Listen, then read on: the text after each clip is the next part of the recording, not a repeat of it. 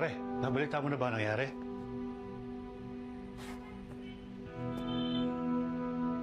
Kinausap na ako ni Colonel Suarez. Pumunta pala si Lena dito at nagwala.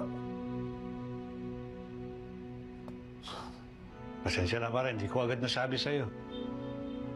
Anong sabi sa'yo ni Colonel Suarez?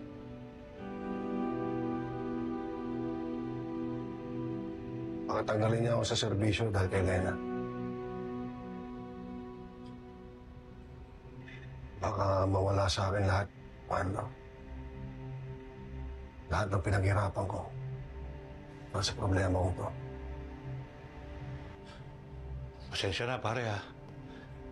Sinubukan kong awatin si Lena pero ayaw magpaawat eh. Masyadong malaki na ang galit niya sa'yo. Ano ba nangyari sa inyong dalawa?